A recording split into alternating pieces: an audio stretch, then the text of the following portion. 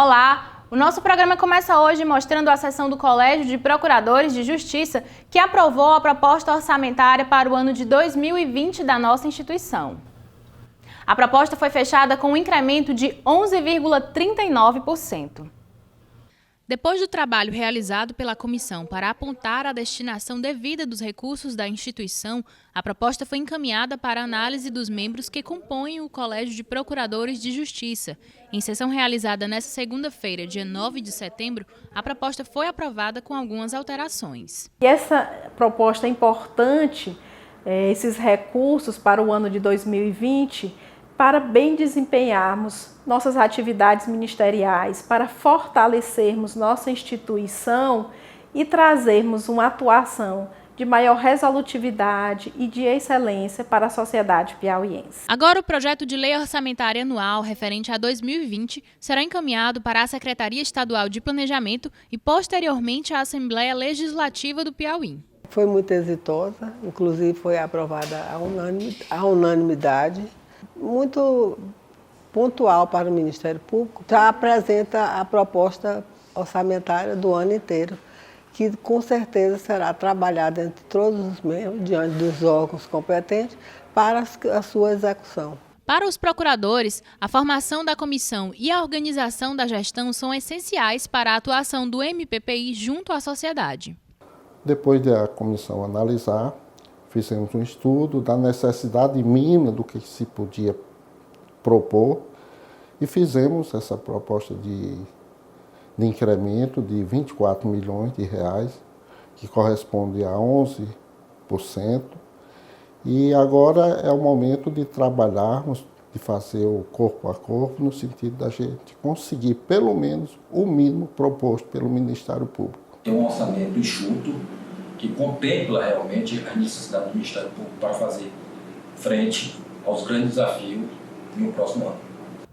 A Assembleia Legislativa do Piauí realizou solenidade de inauguração da Ouvidoria Geral da Alep. A ouvidora do MPPI, Procuradora de Justiça Raquel Normando, esteve presente no evento. A ouvidoria é um órgão de fundamental importância para instituições públicas, pois é através dela que se faz uma ponte entre poder público e sociedade, para assim entender as reais necessidades da população. Como ouvidor-geral do Parlamento piauiense foi escolhido o deputado Gessivaldo Isaías.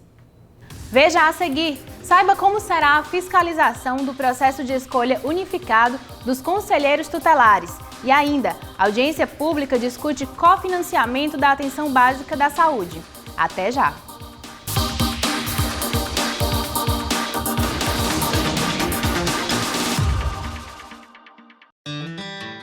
Venha caminhar com a gente por uma causa que é de todos nós. O Setembro Amarelo é um mês dedicado à valorização da vida e prevenção ao suicídio. Com o lema Eu Me Importo com Você. O Ministério Público do Piauí tem um convite muito especial. Sábado, dia 21 de setembro, às 7h30 da manhã, estaremos juntos em concentração no estacionamento da Ponte Estaiada para caminhar em direção ao Parque Meus Filhos. Venha e traga seus familiares. A vida é o que temos de maior valor.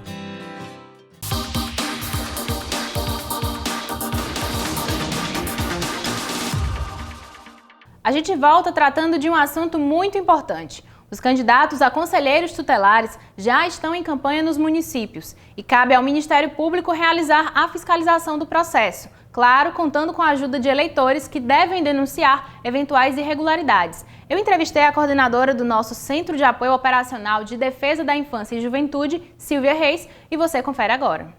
No próximo dia 6 de outubro, acontecerá o processo de escolha unificado para conselheiros tutelares em todo o Brasil. Para saber um pouco mais sobre esse tema, a gente vai conversar agora com a coordenadora do Centro de Apoio Operacional de Defesa da Infância e Juventude, promotora de Justiça Silvia Reis. Promotora, eu queria saber um pouquinho como é que funcionam os conselhos tutelares. O Conselho Tutelar é um órgão permanente, autônomo, não jurisdicional, vinculado ao município, que tem como missão representar a sociedade na defesa e na garantia dos direitos da criança e do adolescente. Ele existe, portanto, em cada município brasileiro e no próximo dia 6 de outubro, a sociedade vai ter a oportunidade de contribuir na escolha desses conselheiros. E o que o conselheiro tutelar faz, né? Qual é o papel que ele desempenha a cada dia? O Conselho Tutelar é a porta de entrada para o cidadão. Na maioria das vezes, é através do Conselho Tutelar onde chegam as denúncias de violações dos direitos da criança e do adolescente. Quais são as regras para esse processo de escolha? Cada município, dentro da sua lei municipal e com base na resolução 170 do CONANDA, elegeu seus critérios. Via de regra, ele deve ter o ensino médio completo, né? Ele passa por um processo seletivo bastante cuidadoso. Alguns municípios elegeram uma prova objetiva e uma prova discursiva. E então há um corte para que seja garantido um mínimo de qualidade no exercício da função, e aí nós já estamos numa fase de finalização desse trabalho. Na maioria dos municípios já há os candidatos determinados que estão aptos a serem eleitos. Promotora, quem pode votar nessa eleição? Todo cidadão maior de 16 anos que estiver habilitado perante o Tribunal Regional Eleitoral. Aqueles que se habilitaram até o dia 30 de agosto passado. Então, eu quero deixar claro que o voto é facultativo, não é um voto obrigatório como na eleição tradicional, que é conduzida pelo TRE. Outra particularidade é que a condução do processo de escolha fica a cargo do Conselho Municipal dos Direitos da Criança e do Adolescente. O TRE, ele auxilia na preparação das urnas para aquele município onde ocorrer o voto eletrônico. Eu quero também esclarecer que dos 224 municípios piauienses, na sua maioria, mais de 190, vão utilizar a urna eletrônica. Em outros, fizeram a opção pela urna de lona. Essa opção é do Conselho Municipal dos Direitos da Criança e do Adolescente, através da sua comissão eleitoral. Sobre o processo de fiscalização, é o Ministério Público que fica encarregado. Como é que vai funcionar?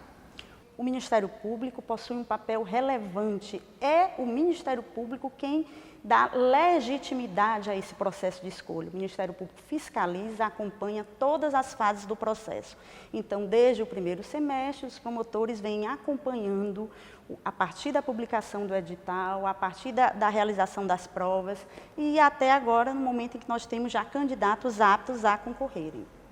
Então, promotora, é importante que a sociedade participe e se envolva nesse processo, não é isso? Com certeza, é um convite que nós fazemos a toda a sociedade piauiense que possa se envolver, buscar conhecer quem são os candidatos, os conselhos municipais que são responsáveis por esse processo de escolha. Foram orientados a dar publicidade, as campanhas estão nas ruas, estão nas mídias sociais.